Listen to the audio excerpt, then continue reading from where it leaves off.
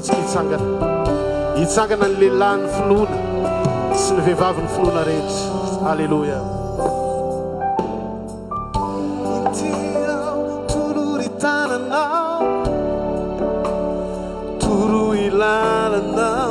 Zay aleanao tiako alefara andehanao zaho kubande oeto lavitry ny fahazaranao voay varavaranao ratsy anao no mamomanay lay tsisy makatona ny tiako idira raha nahita fity aminao aho ombay ny elatrao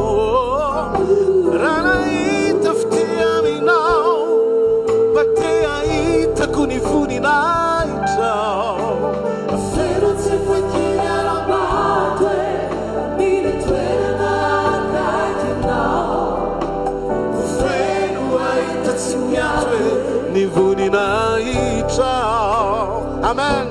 Batahiwe haitutani fanainao kasiwala apiwa siala fanacheanao wefaingena sisisike tenawanganogano wefinuna marisike anteamunra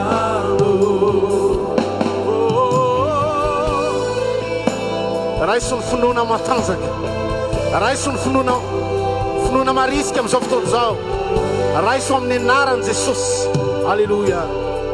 Mitady anao na andro na alinao androsoeny amin'ny lalindalinao androsy ato hoarotsako ny arato feva reko ny teninao farantena ianao Jesosy mba avelao avelao anatuna eminao si isya sakana zivo kanila kanara mtenyanao rana itafti aminao mbanyela choni fianguna nao tumpo rana itafti aminao mbate itakunivuni na itao afeno tsefakina na mbate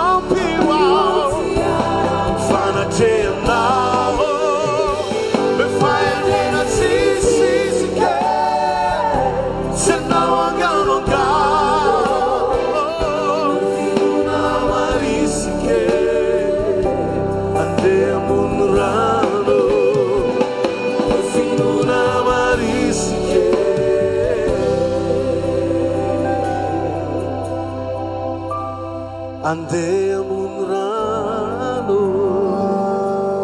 afaka mahasoerantsika rehetra tompoko